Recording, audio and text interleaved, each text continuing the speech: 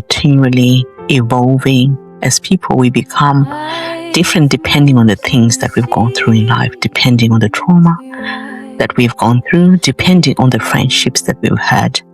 We change, and I'm not so sure whether we are changing into who God wants us to be, or whether we are changing because of our environment. Are we even meant to change? Are we meant to evolve as people? Because when friends change or leave, when you become isolated, is there a change that happens within you? Do you start becoming different? Do you start protecting yourself? Do you get used to being alone? And what happens when somebody becomes so isolated that they really do not have anyone checking on them? Think about this. If you left your phone for 4 days, would you come back to missed calls? Would somebody have messaged you saying, hey, you've been quiet. How are you going? Are you okay? Or could 4 days go past and nobody actually notice? And I think it's very sad because we are social beings. We need people. But sometimes I think social media has changed the way we see friendship. Someone likes your photo and that's it. Someone watches your story and we feel connected. But there is no one who can actually pick up the phone and say, hey, how are you going? Are you okay? You've been very quiet of late. Is everything okay? And I started thinking about the people who are always there for us. People that are always there for everyone. Good, authentic people who will tell you the truth when you need to know the truth. People will not fluff it up, who will just tell you like it is. People who do good things for others. People who will go out of their way to help you or to help someone. But once that work is done, sometimes they are all alone. Nobody comes back to check on them and find out how they're going. From the outside, people think they are strong. People think they are having a good time or everything is covered for them. You are the person people come to when you have problems, right? You are the person who helps. You are the one who listens. You are the one who checks on everybody else. But who checks on you? Do you have anyone who checks on you and says, hey, how are you doing? Are you okay? Is everything okay? And that is where I started thinking, God, where are you when we are alone? God, what happens when we do not have friends? What next? What do you want us to do when we feel isolated? Because sometimes we can look completely fine on the outside and still be asking those questions inside. I know there's so many people that are asking that question. I'm all alone. I don't have friends. God, how come I can't make friends? And as I was thinking about loneliness and isolation, I thought about the woman at the well in John 4. Jesus came to the well by her, and she was by herself, and Jesus met her there. He sat there and spoke to her. He knew her story. He knew the relationship she had been through. He knew everything about her, and he still had a conversation with her. And that stood out to me because sometimes when people feel isolated, they start wondering if there's something wrong with them.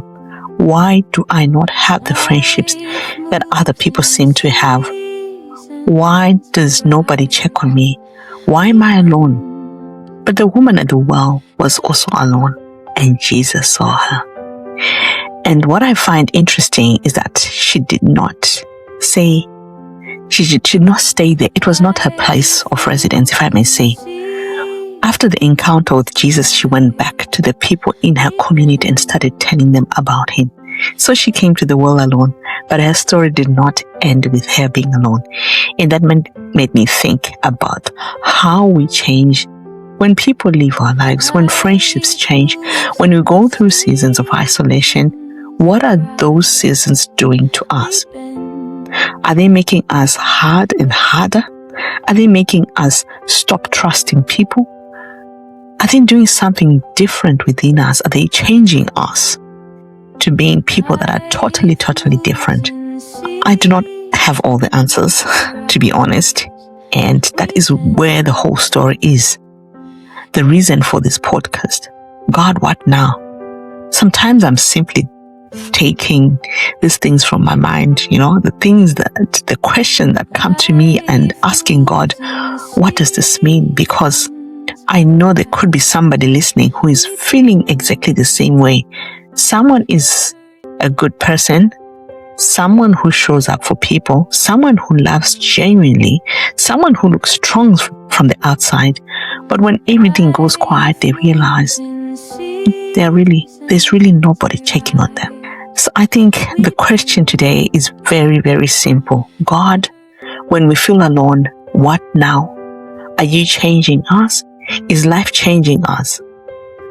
Are our experiencing changing us? And through everything we go through, how do we make sure we are becoming the people you actually want us to be? I do not have the perfect answer for that. I'm still asking the question. But I do know this. Being alone does not mean God does not see us. The woman at the well reminds me of that. Jesus knew exactly where she was. He knew her story. He met her there. And perhaps somebody listening today simply needs to know that Jesus is there. Thank you for spending time with me on God What Now? If this conversation connected with something you have been feeling or thinking, or maybe it's somebody that you know, I encourage you to call someone. I encourage you to subscribe and join me for the next episode. And if you know someone who has been a little bit quiet lately, do not just like their post, call them, ask them, how are you? Are you okay? You never know how much they might need to hear that. Until next time, keep trusting, keep asking, and remember, God is there. Even if we ask God what now, He's still with us. Thank you.